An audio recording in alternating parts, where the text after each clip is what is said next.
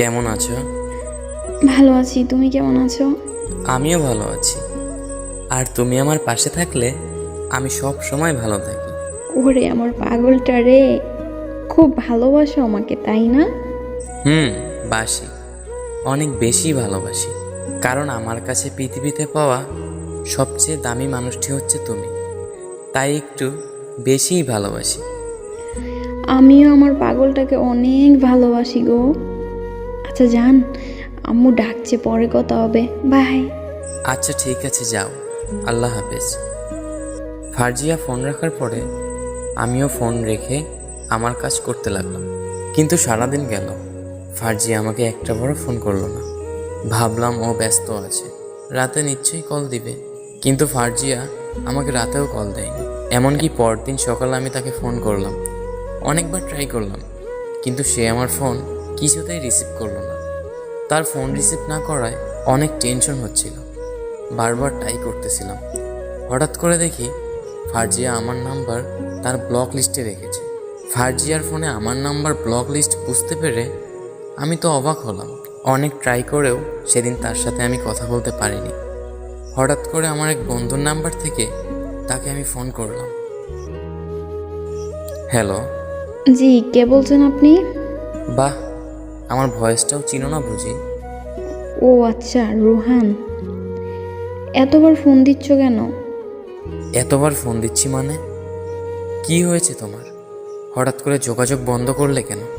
বাসায় কি কোনো সমস্যা হয়েছে? না, কোনো সমস্যা হয়নি, এমনি আমার ভালো লাগে না, তাই তোমার সাথে যোগাযোগ বন্ধ করে দিয়েছি। এটা কেমন কথা বলছো ফারজিয়া? তুমি ভুলে গেছো আমাদের ভালোবাসা? দেখো রোহান, এত কিছুর উত্তর আমি তোমাকে দিতে পারবো না।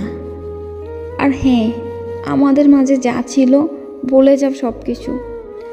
আচ্ছা ঠিক আছে, সব কিছু তো তুমিই বললে, আমার আর কি বলার আছে? কারণ একা একা তো আর ভালোবাসা হয় না, তাই জোর করবো না তোমায়। জোর করে বেঁধে রাখা যায়, কিন্তু ভালোবাসা পাওয়া যায় না। আমার কথা শেষ করে আমি ফোনটা রেখে দিলাম। কিন্তু হঠাৎ করে তার এত চেঞ্জ, আমি কেন জানি কিছুতেই মানতে পারছি না। যে আমাকে এত ভালোবাসতো, যে আমার জন্য পাগল ছিল, সে কিভাবে এতটা পাল্টে গেল? এগুলো ভাবতে ভাবতে আমি ঘুমিয়ে গেলাম। ঘুম থেকে উঠে হঠাৎ করে তার কথা কেন জানি ভীষণ মনে পড়ছিল।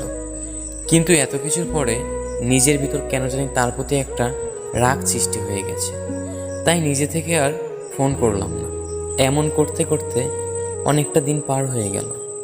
তাকে এখনও আগের মতো ভালোবাসি আমি, কিন্তু সে কি আমাকে মনে করে?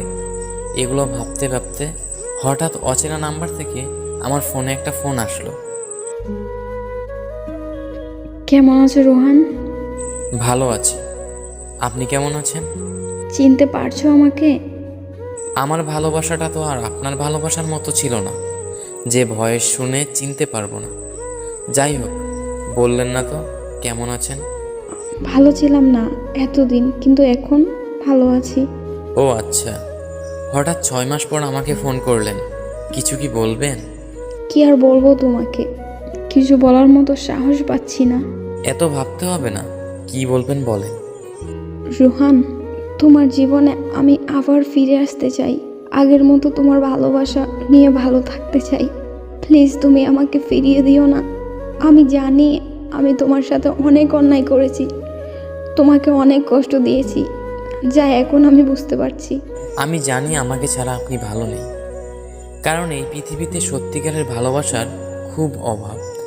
আমার মতো করে আপনাকে কেউ ভালোবাসতে পারেনি, তাই আমার কাছে ফিরে আসা, তাই না? না রোহান, তেমন কিছু না। আমি আমার ভুল বুঝতে পারছি। আমাকে এগুলো বলে লজ্জা দিও না প্লিজ। ঠিক আছে, বললাম না কিছু, কারণ কিছু কথা না বলাই ভালো। তবে নতুন করে আপনাকে আর কি মেনে নিব? আমি আগেও আপনাকে যেমন ভালোবাসতাম, এখনও ঠিক তেমনই ভালোবাসি। কিন্তু আমি আপনাকে এত ভালোবাসার পরেও আপনি একবার ভাবলেন না আপনাকে ছাড়া আমি কেমন থাকব। জানেন, প্রত্যেকটা মুহূর্তে, প্রত্যেকটা সময় পাগলের মতো আমার মাঝে খুঁজেছি আপনাকে। ভালো ছিলাম না আপনাকে ছাড়া। থাক, এত কিছু বলতে চাচ্ছি না আপনাকে। আপনি যে আপনার ভুল বুঝতে পেরেছেন, এতেই আমি অনেক হ্যাপি। আচ্ছা এখন রাখছি, একটু ব্যস্ত আছি, পরে কথা হবে।